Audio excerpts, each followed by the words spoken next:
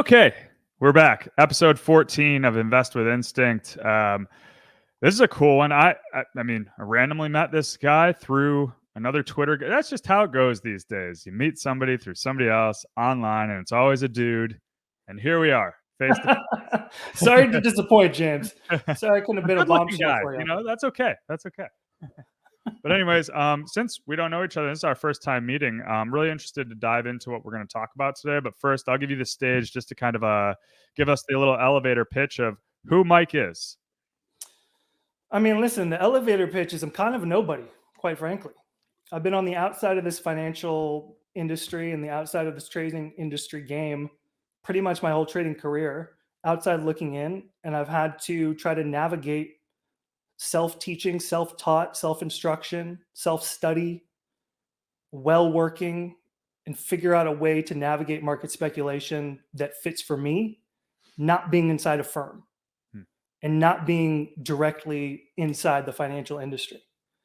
And so I'd say I've been on that pursuit for probably close to 8 or 9 years at this point. Wow. And I've learned a lot about myself in that process, learned a lot about markets in that process. I've had to dodge a lot of charlatans in that process from the outside looking in. And yeah, I mean, I'm just someone trying to navigate this game, I think, like everybody is. It's interesting you say charlatans because as somebody who started in a firm and only learned from, I was at level 0. I got into this firm, luckily, who cared a lot about you. What I've come to learn only after years and years and years is that I dodged a lot of that bullshit that's out there, right? I happened to fall into a situation where they cared about the growth of me. And I've learned that, oh, wow, there's a lot of people that could use you as a number to kind of churn fees or whatever their goals might be. I was able to avoid that. So are there any examples of like you kind of thought like, oh, this is a good thing to like whatever, and you found a couple months in like, oh Jesus, this is like leading me down a terrible path? I mean, during COVID, I was in a trading community and it completely got absorbed in this prop evaluation, gamified whole industry that cropped up. Yeah. The majority of which wound up being just demo trading accounts.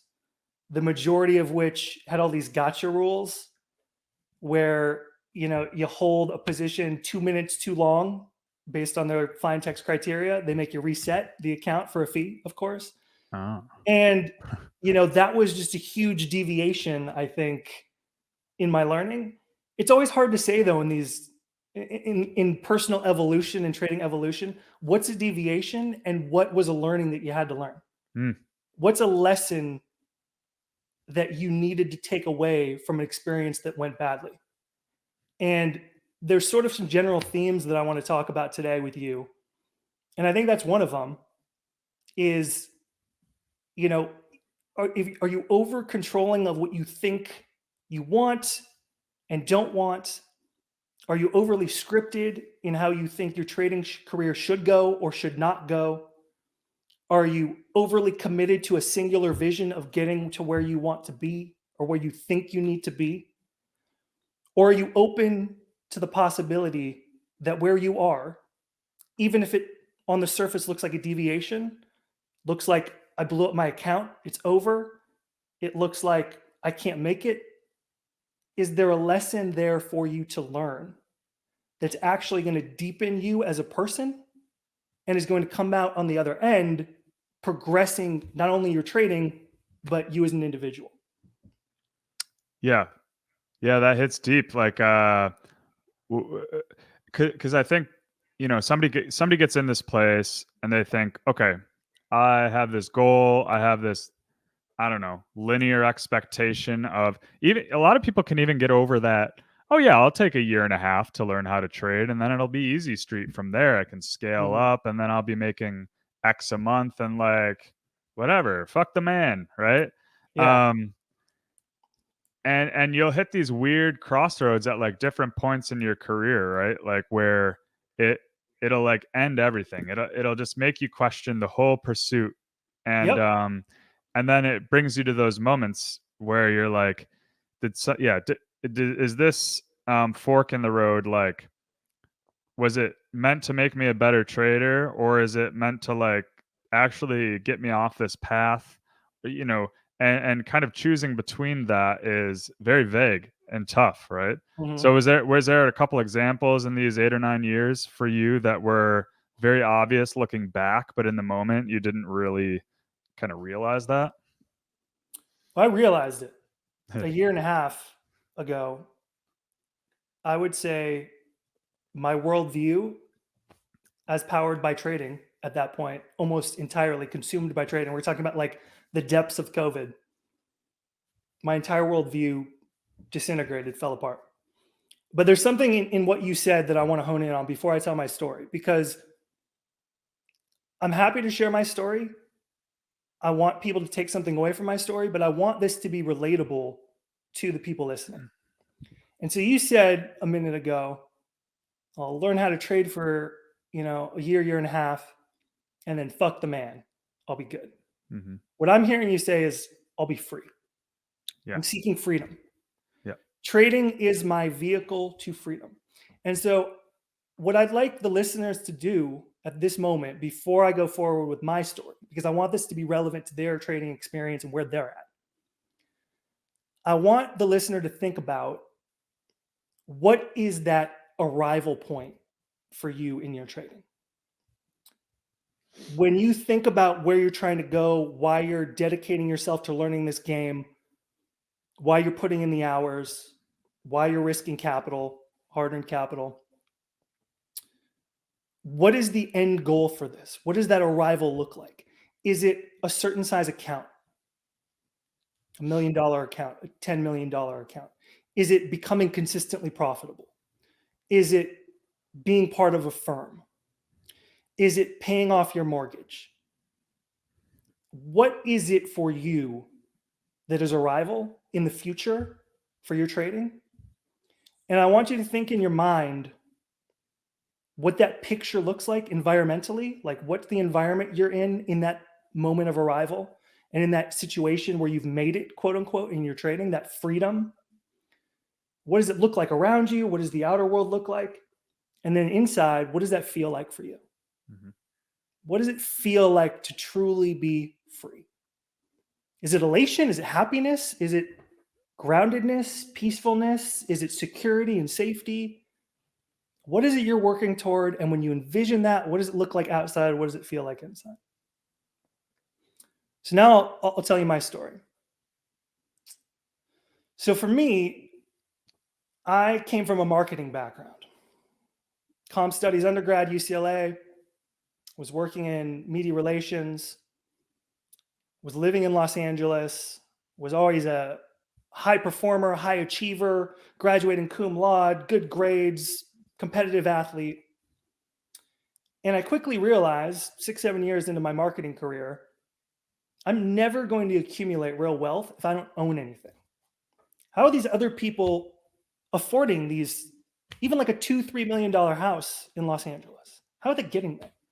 Doesn't seem like you can get there on a salary. I was doing the calculations. I was like, how many hours do I have to work on my currently like 75K annual salary? How many hours do I have to work to get up to like a $3 million house in 10 years? It was just impossible. Yeah. So I need to own things. That was my entry point into, well, what can I own with $25,000 in my savings account? Can't own real estate, right? Can't really make like a big venture investment or something that's going to pay off in 15 years. So markets, they would always sort of been around me. My dad was really involved in markets. He worked as a commodities shipper, and then they hedged with futures. So it was sort of a little bit in my vocabulary. He'd created some investment accounts for me and my younger brother's college fund, which was amazing. And so I knew markets. I inherited this fund with, like I said, $20,000 maybe in it, plus what I'd save, like another 5, 10. And I had it. It was just a retail brokerage account left over from college expenses for me. And I decided I'm going to learn how to grow this so that I can keep my salary going, keep my marketing career going, but I can have ownership of something. And I started to learn about markets. I started to read books. I decided to go to business school. Business school, I took an economics class that talked about efficient market hypothesis, how you can't beat the market. The very next quarter, I turned around and took a behavioral finance class that showed all the ways that the efficient market hypothesis is wrong, right? Momentum effect. If it's raining in New York, the market's more likely to be down. Lunar correlations, all these weird, obscure things that say there's something going on here. And I thought to myself, if I can figure out a way to play markets with psychology rather than as a quant, that's my way in. Because I'm a humanities undergrad, right? I was comm studies. I'm a marketing guy. I'm not a mental math guy. Well, at this point, it was 20, I want to say 13, 14, okay. Liquid environment, cheap money, stock market going up, Goldilocks market, right? Inflation tempered, economy growing slowly. I just kept going long and kept growing my account. A $50,000 account quickly became a $100,000 account.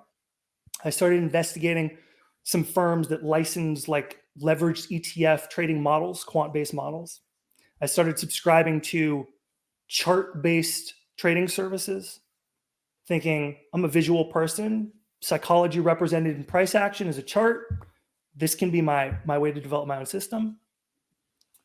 I started working evenings, nights, weekends, holidays, running these systems I was subscribing to, building my own systems, learning about R multiples, reading Van Tharp, subscribing to all these different services.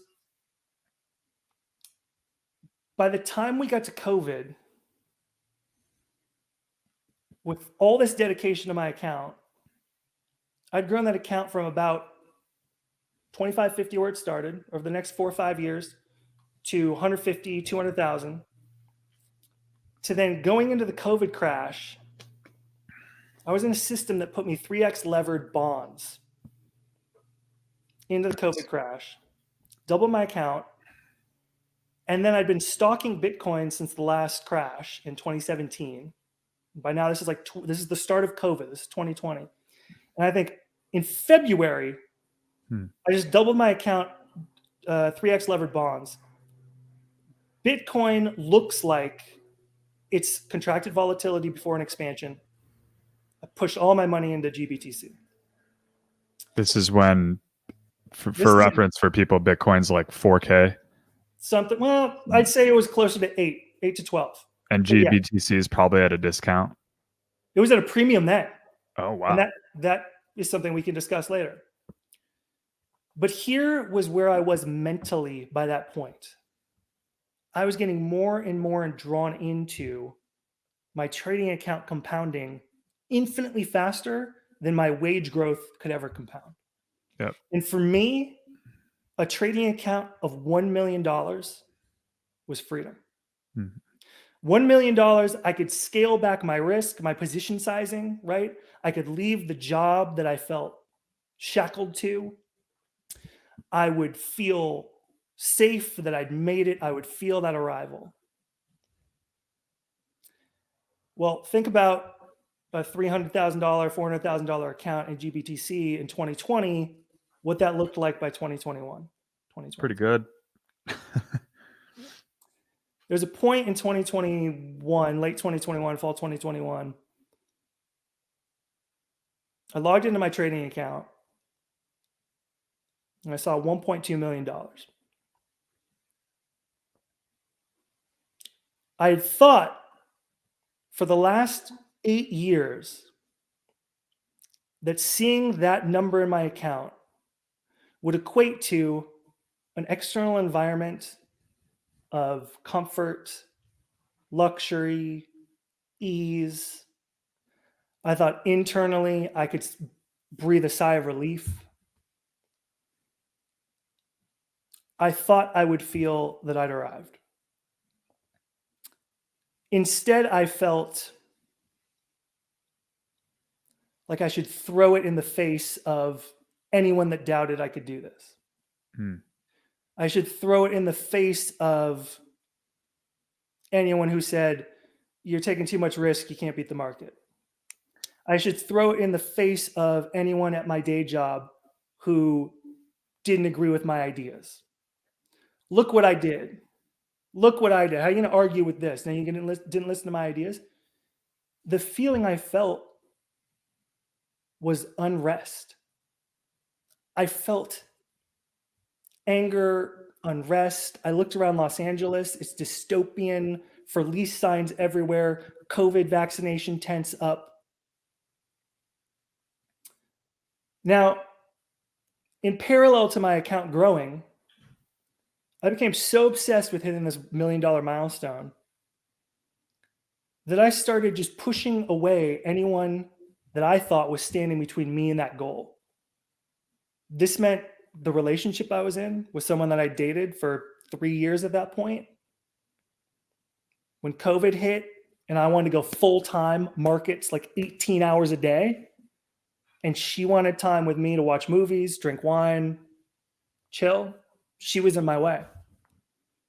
My parents didn't understand the vision, wanted me to be available to connect with them over holidays. They don't understand I'm working toward a once in a lifetime opportunity. They don't get it. Get out of my way. That period when I hit that $1.2 million in my trading account, and it dawned on me that nothing in my internal experience had changed. It completely broke my entire world frame of what I had been dedicating my life to. I had been sacrificing my life for my trading. This is so important for everyone to ask themselves. In my opinion, what's more important to you, your trading or your life?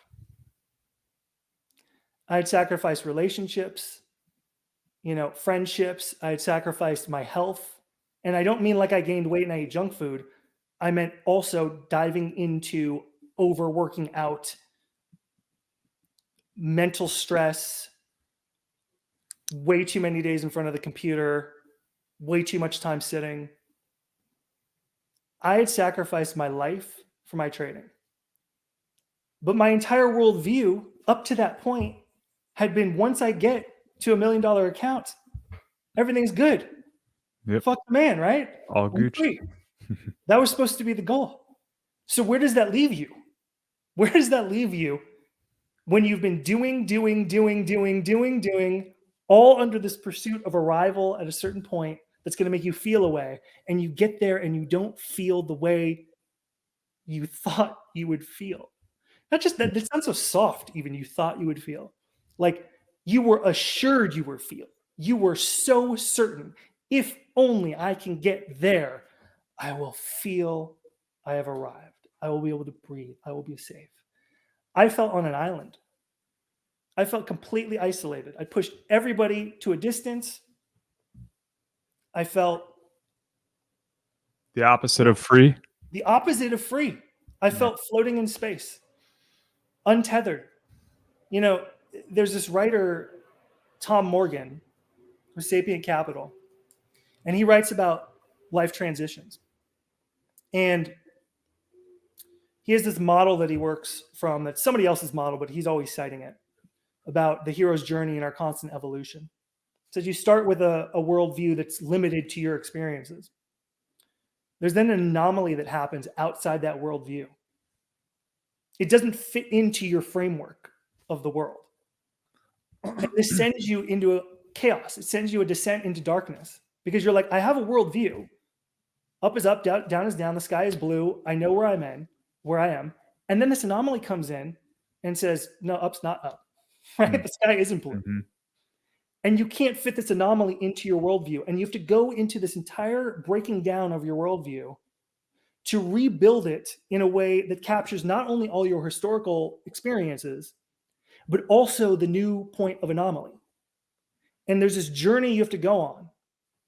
And it feels disorienting, and it feels disturbing, and it feels dark. But on the other side of it, if you push through it, you get to a deeper state of understanding that integrates more complexity. You have a more complex, not in a convoluted, confusing way, but a more evolved worldview and a more evolved understanding of yourself by creating a new worldview and a new model that fits the anomaly. And guess what? This never ends. Yep.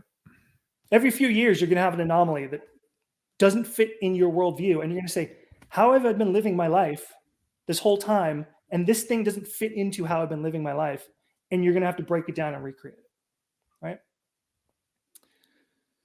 So that's the journey that I've been on the last 10 years with the anomaly that broke my worldview a year and a half ago. And after that worldview broke in the last 12 to 14 months, I became wholly dedicated to figuring out why that happened, how I had been so wrong about my expectations of what I wanted, what I thought I wanted, how I could not make that mistake again, because it had driven every decision in my life. And I was not willing to sacrifice my life for my trading ever again. I feel like to start that, answering that question, you had to like lose something. So, you get this account. Did you end up losing some of that money, or was it more that you lost yourself in this like moment in time to where you were like, screw that for a second. I don't know why I'm like all jacked up, but like if I make another decision right now, I'm probably going to ruin all that anyway. So like, let me explore me first. Or did you also have to like lose a little money? Do you know what I'm saying? Like a lot of people have to like lose some money to really start questioning the deeper things. And by the way, when you say the anomaly happening every few years, it made me think of when people are like when they're like 35, they're like, I wish I could go back to like that 30-year-old version of me and just slap them across the face. And then the 40-year-old says, I wish I could go back to that 35-year-old. It's almost like that's happening to them, but they can't put it into words like you just said. But like something happened that changed their worldview to make them a little bit better of a person, hopefully. And that they're looking back at the old worldview of Mike, and it's just like, don't worry, you'll see in a few years something's going to happen to you, right? Yeah. I mean, it was a combination of both. I mean, I just can't tell you how disorienting it was. The losing money, like there was no blow up. But here's what happened. What happens when you make swift short-term capital gains? It's always going to be that easy. And then tax season comes around. Don't remind me. Okay, remember, my entire life was dedicated toward $1 million trading account. When I get there, I am free. Well, you get 1.2, but you're levered, 3x on everything, and you're all in all your net worth on GBTC in a volatile bull market top. So you're having pullbacks daily, 5-10%. I'm oscillating around $1 million. I'm above $1 million, I'm below $1 million. I'm above $1 million, I'm below $1 million. Meanwhile, I'm trying to figure out how I got this so wrong. How did I wind up so alone, so isolated? How did I sacrifice 10 years of my life to an empty chase? That's how it felt. And then not even have the $1 million because I'm going below, I'm going above, I'm going below. Well, tax time comes. I owe the government hundreds of thousands of dollars in short-term capital gains taxes. So at that point, that had been months after the fall 2021 peak. Yeah. Thankfully, that was my timeline, was fall 2021 for the top of that cycle. I scaled out, but I paid those hundreds of thousands of dollars in taxes, and I was left just below $1 million, just below, high six figures. I don't have my girlfriend. I don't have close relationships. I've sacrificed everything. It felt like that was the cycle. Like, do you remember the hysteria across all market speculation in 2021? It was fantastic. With stocks, with crypto, with everything, SPACs. Yeah. I recognized that was a once in a lifetime opportunity. So I felt. I thought I'd dedicated everything to it. Everything. My whole life. I lost everything in my outer world. I lost my $1 million trading account after I paid taxes. And I was left with the debris, thinking, how can this be so wrong? How could I have done this so wrong? So maybe that gives you a little bit of context of why I might have something to speak on after introducing myself as a nobody, right? Oh, epic.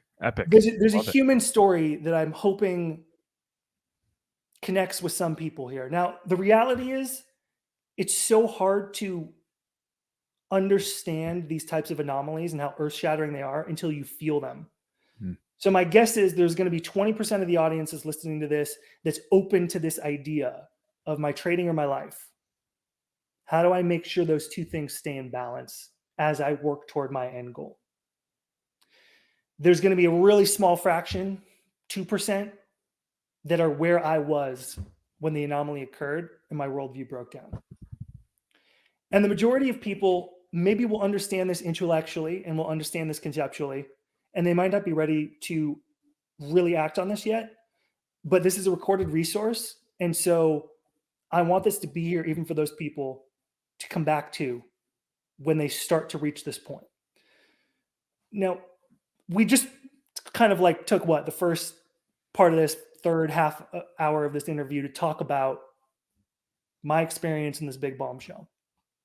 And for the people that are ready to hear this, that small fraction, I want to continue following this thread. But even for the other people that aren't quite ready to take deep change in this way toward reprioritizing, let's talk a little bit about what I learned about myself in the last year and a half, rebuilding myself, that might provide some more immediately actionable insights that they can take to their trading.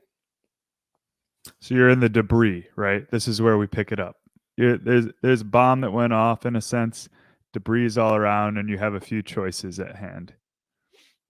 I got to figure, I just became wholly dedicated to understanding how this happened, how I got so carried away,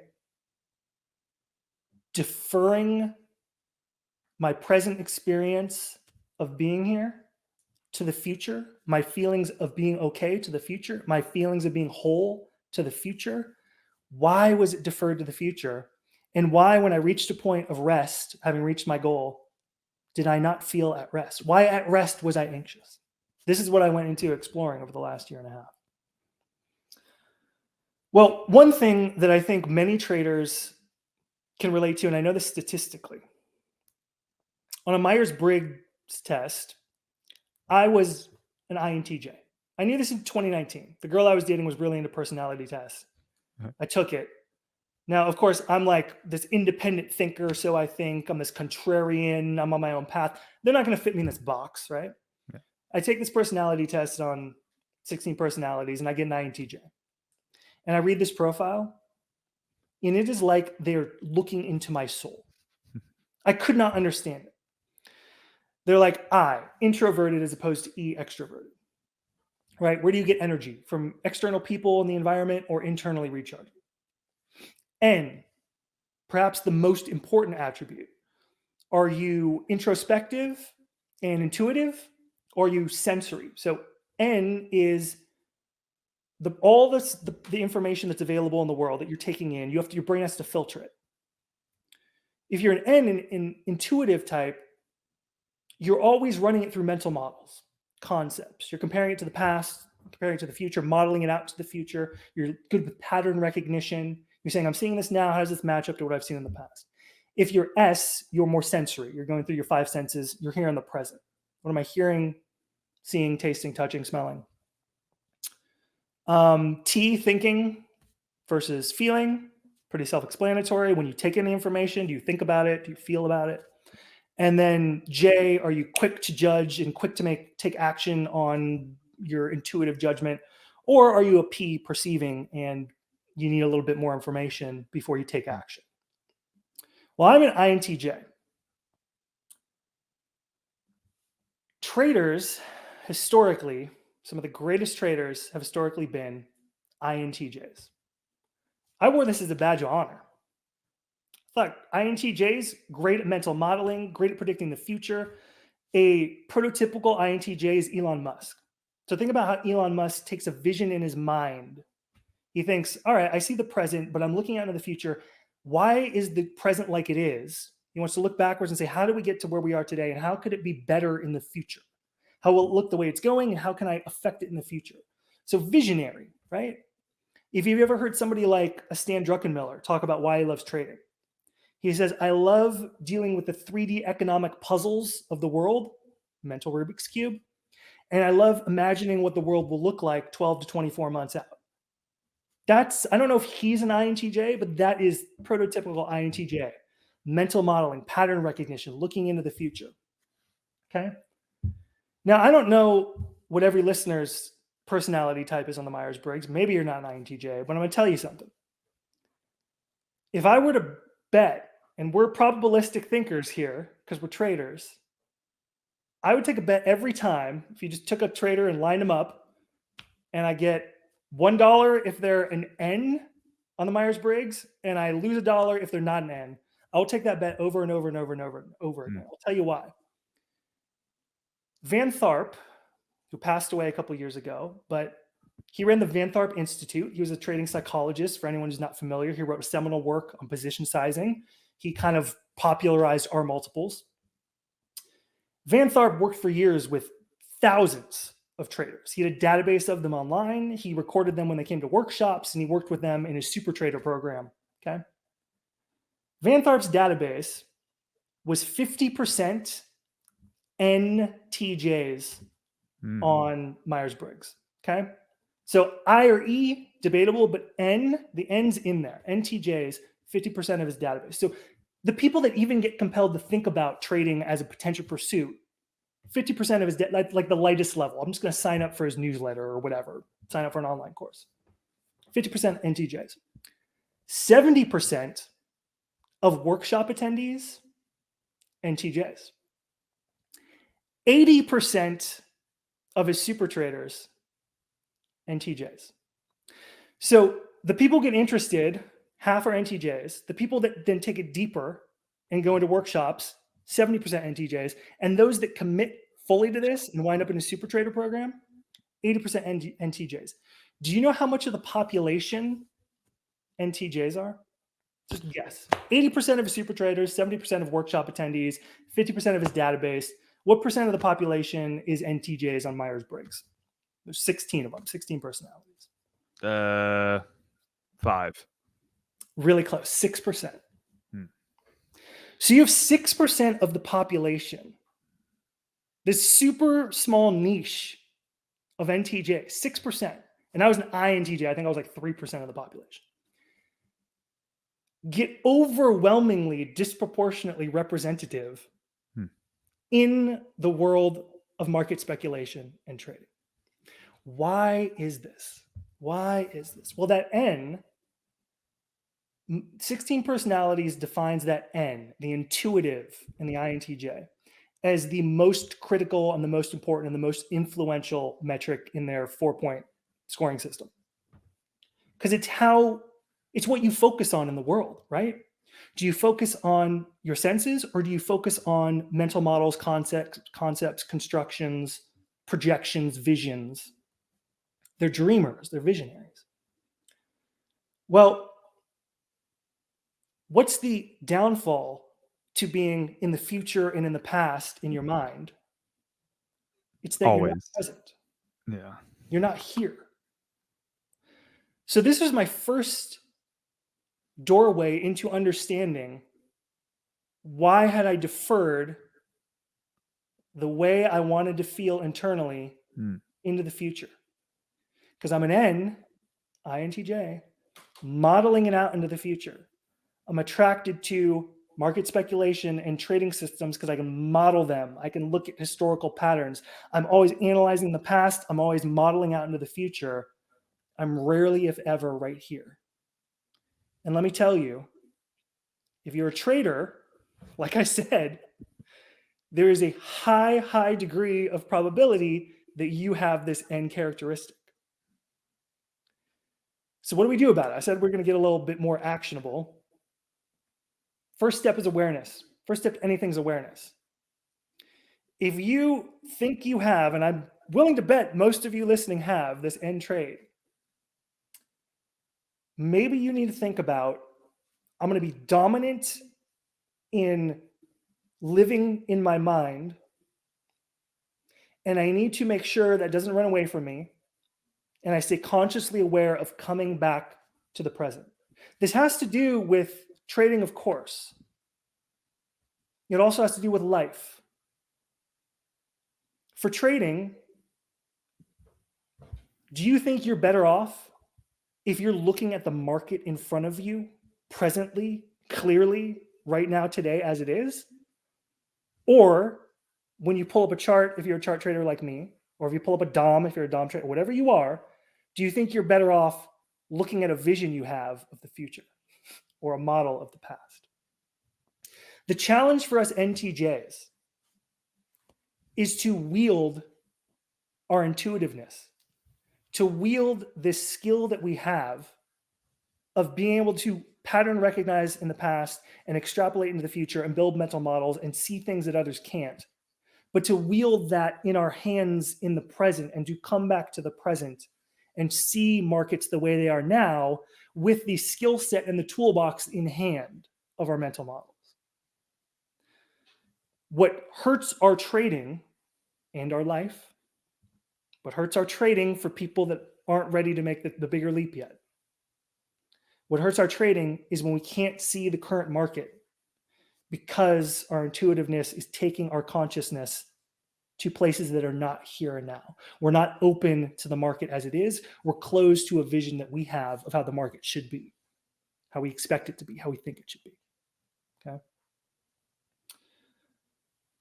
Does any of this resonate with you or any of the traders you work with, James? I want to ask you, because you're within a firm, you know other traders. Do you find them having some of these personality traits that we've been talking about so far? Of course, yeah. And it makes me think of like I don't remember if it was like a Lao Tzu quote or something. If you're living in the future, you're always anxious. If you're living in fear, you're in the past, and whatever. I'm a terrible quote guy, but it definitely resonates, and because it resonates with me personally, my exploration has been focused on the body, right? Like, yes, how can I use my body to combat the overwhelming, every trader that's gets into the markets for years catches themselves after 3 hours being like, I haven't even taken a breath, right? I am darting around scenarios, playing out, clicking, whatever.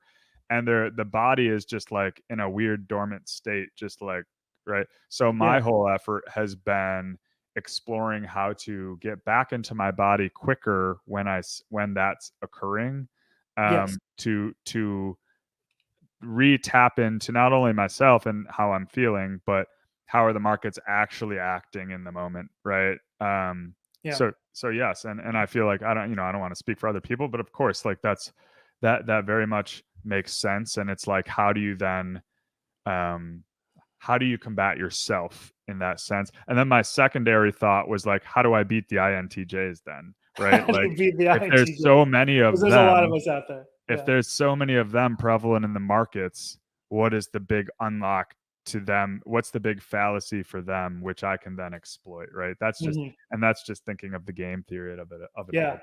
But yeah, so how are you learning to combat that in actual practice? Well, I love what you said, your body, because where is your body at all times? Your body is in the present, right? So by coming back to your body, what I'm hearing you say is, I was off in my thoughts, or I was off in my emotions. I was not in the present. Where's my body at all times? And my body is in the present. I come back to my body. I come back to the present by default. I'm hoping people can understand the through lines to like general presence work and spirituality, right? You are not your body. You are a consciousness inside your body. And where you are is not always where your body is. Where you are is where your consciousness is. Thoughts are where your consciousness could go. And when you're in your thoughts, you are not in the present. Emotions are where your body or where your consciousness can go. When your consciousness is there, it is not in the present. Your body is in the present. You bring your consciousness back to the body, you bring it back to the present. right? A quote that really resonated with me on this consciousness idea is think of a light bulb. Are you the bulb or are you the light? Obviously, you are the light. You are not the bulb. Hmm. Okay. So, I went through my first sort of steps into exploring how I could rebuild my approach to trading had to do with tactics, just like you're saying. How do I recognize physiologically I have a tick or I'm lost in my thoughts? I'm noticing something. I've mapped it out. I know you had Jared Tendler on the program a couple episodes ago. Jared was great. I went through Jared's book. I went through his materials, his worksheets. I loved him. He'll tell you to map out the very beginning inkling. Like once you have a blow up or you have like a trade you shouldn't have taken or you make a mistake, pause. While it's still fresh in your mind, think back. Where did this start? Where was the first inkling that I was starting to go off center? That I was starting to get pulled into emotion? That I was starting to get pulled into my thinking mind that was maybe twirling? And if you can map it out and you can start to identify and become aware of these things early enough, then you can set up guardrails for yourself to stop them. And that's what I did. I did that with my perfectionism. I did that with my, he calls it the shitty psychic, thinking you know where the market's going to go when you really don't. I mapped out a whole bunch of stuff, but what was most helpful to me, because I was at a point where I was so broken open. I was broken open wide, and my worldview was completely just non-existent. I could see all these patterns coming up, and I felt like I was kind of playing whack-a-mole with them. I was like, all right, if I notice I start doing this, I'll need to label it perfectionism. I need to break out my perfectionism game plan. I need to whack it back down. If I notice a physiological tick, I need to get it from my desk. I need to take a lap around, my neighborhood, suppress it. I had a sense, though, that beneath all these sprouting different being pulled off balance over and over again, I could label them all these different things. I could label them overconfidence, underconfidence. I could label them fear, greed, and those were helpful. And if you do those, I want to fully endorse Jared Tendler's program. It will save you money in your account. Like it will. And it did. But my entire worldview, not just in trading, my entire life view was so up for review at that point that I wanted to know what was driving all this at its roots. All these things that were sprouting up and pulling me off balance. I use language now that is, am I open or am I closed? Am I open to the market in front of me and relaxed? Or am I closed because I'm fearful? Am I closed because I'm greedy? Am I closed because I'm underconfident? Am I closed because I'm overconfident? Am I closed because I'm in a drawdown and I'm carrying that fact from the past into the present? Am I open or closed? And the way I wrote this in Jared's ABC game, so if you're in your C game, you're being hijacked by emotions or thoughts or something. If you're in your A game, you're calm, you're in a steady flow. I'm a chart-based trader. I trade repeating chart patterns that I see on assets. The way I described being in my A game and scrolling through charts was like, do you remember those magic eye optical illusions from back in the day?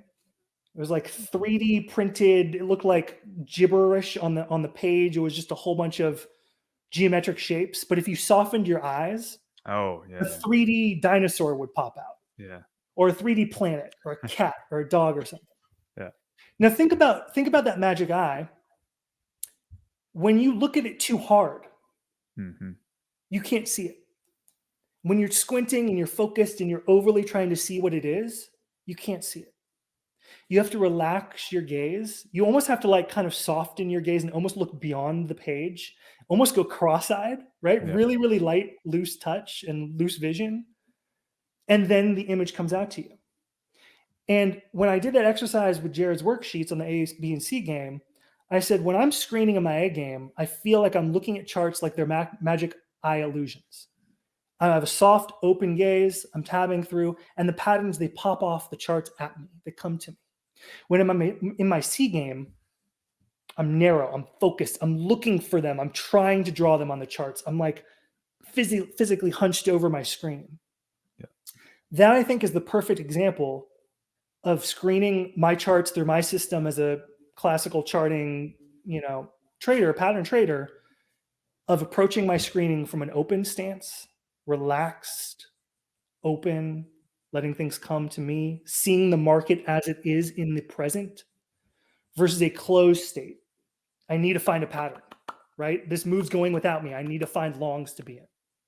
Oh my gosh, the market's going to dump. I need to find shorts to be in. Yep. Well, I'm closing to the reality of where the present market is. I'm not open and relaxed looking at it like a magic eye illusion, right? So this could be a first step I think listeners take from this if you want something really practical. What's your screening process? What's your trading process? And you can go through Jared's work and you can label them confidence, overconfidence. You can do that and that will help and that will save you money. But can you think more holistically? And can you say all these things, greed, fear, confidence, overconfidence, underconfidence? I feel my experience is one of closing when I feel any of these emotions. And it's one of openness when it's absent and when I'm in flow, right?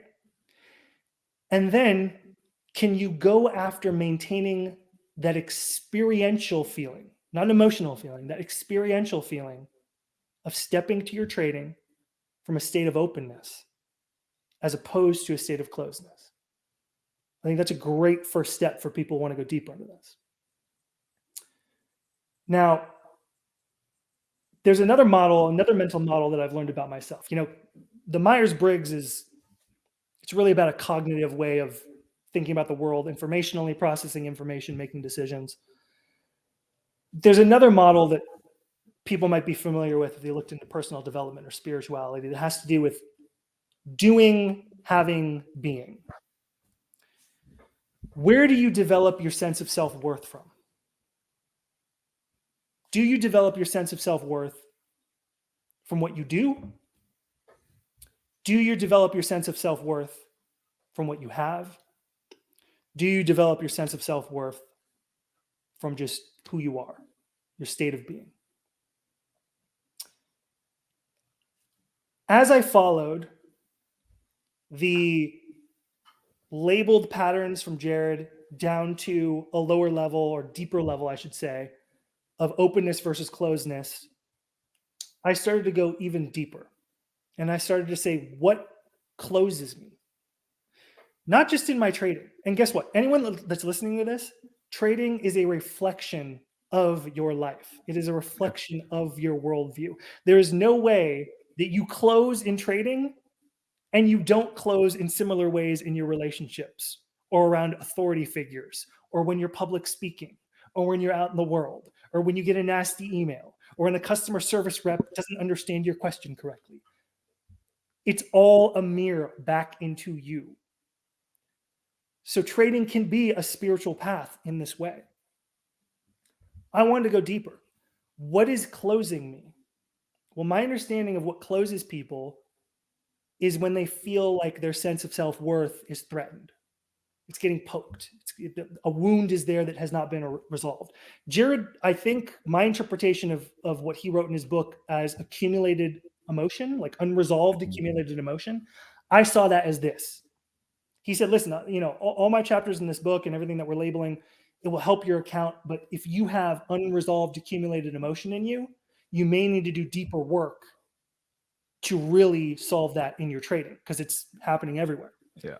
I was quick to recognize, seeing my whole world around me crumble, be pushed away, and I wound up on an island. I was quick to recognize that this wasn't just about trading.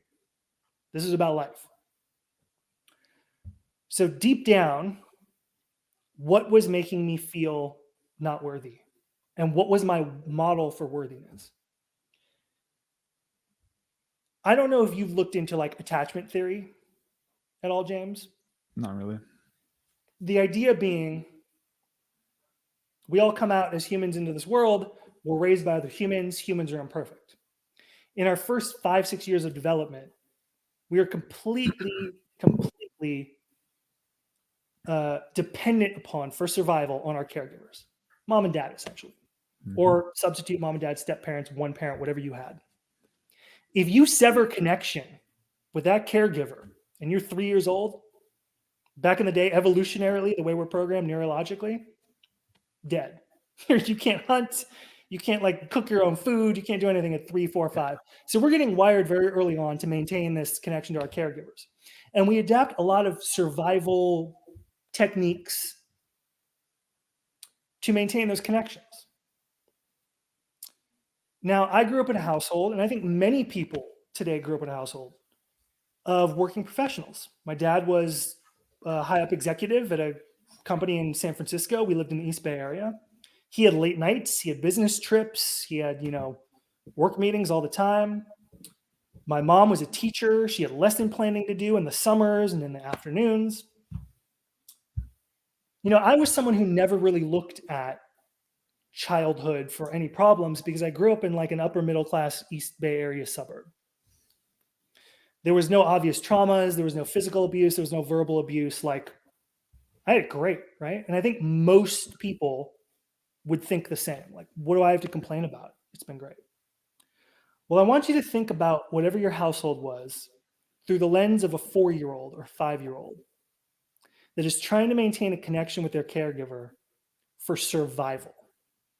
And they're trying to figure out, how do I maintain this connection of attention and feeling seen and feeling safe and secure from however your parents were. Now, my parents, I'll use me just as an example. Like I said, my parents were busy professionals. My dad was a, working corporate professional. My mom had lots of planning to do outside of the classroom as a teacher. I felt most seen when I was achieving something. Mm-hmm. Hey, look at this report card I got. Look, it's great. My mom stops her lesson planning. My dad stops looking at his stock portfolio on the computer, which, by the way, was for my college, my benefit. Does a 5-year-old know that dad's looking at the computer and not me for my benefit? Does a 5-year-old know what a college equity savings account is, like an investment account? No. Does a 5-year-old know what a business trip is? Or does he just know that dad wasn't there for a week, multiple times a year? Does a 5-year-old know? I'm like beating this dead horse because I want people to find their own examples. Like, what did your parents do that makes total logical sense as an adult? In fact, it was in your interest when you were a kid. But through the lens of the 5-year-old, how did you get yourself to feel seen competing against those concepts of civilized adulthood in 2020, whatever, 19, whatever, whenever you were a kid, right? So for me, it was when I was playing basketball, my parents were there watching, when I was performing, achieving, getting good grades, creating fun things. I was highly creative. You were doing. I was doing. Yeah. Bingo. My self-worth has always come from doing. And it's more than just self-worth. I adapted for survival of I am only worthy if I am doing. And let me tell you, this wasn't just in trading. This was in my relationships. I constantly felt like I had to keep it going. I had to do things to keep the relationship on a solid foundation, to keep the person attracted, to keep them feeling good, doing. And I'm sharing this story, but again, I want to go back to some data and some stats. Because you might be thinking, well, I'm not a doer. I don't know. I don't feel like I need to be seen by doing. I'm going to tell you something. 2 surveys quoted in The Economist magazine.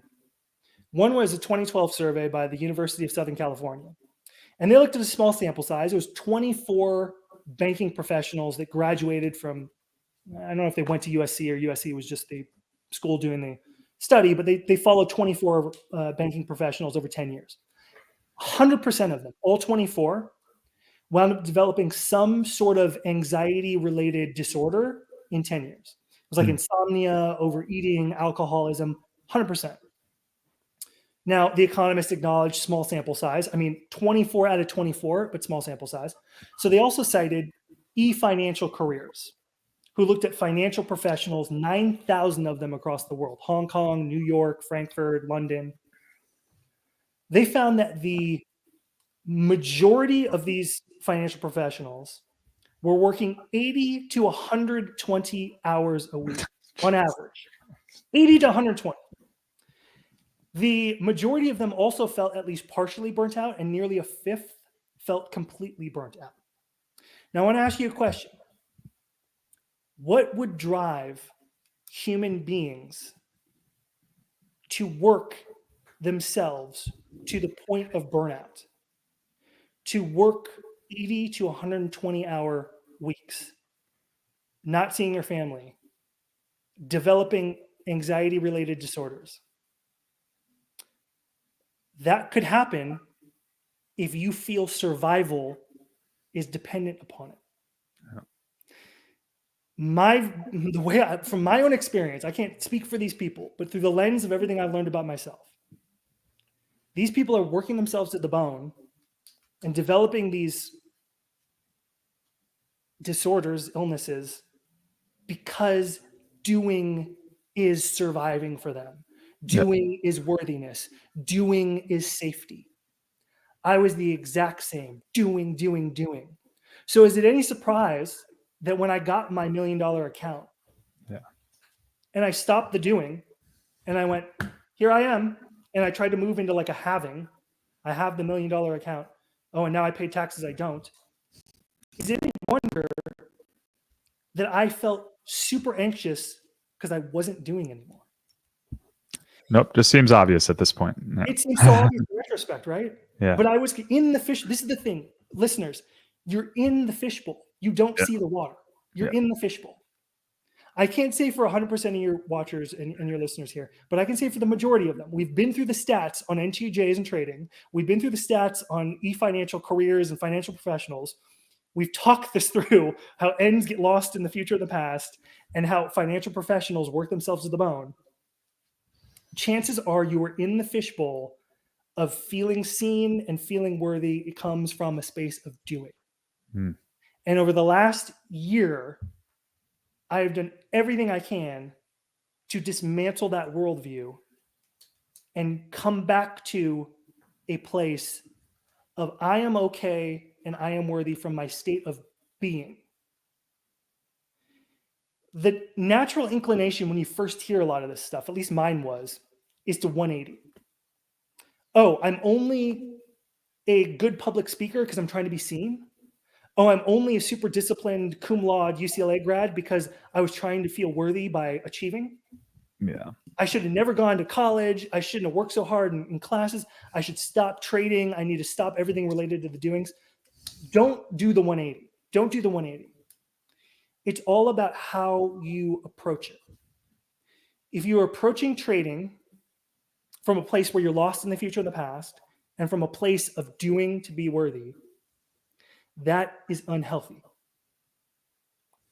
It will hurt you spiritually. It will hurt your relationships. You will be sacrificing your life. Doesn't mean you don't have to trade. Can you wield these skill sets that are unique to you? You develop these skill sets out of survival when you were a kid.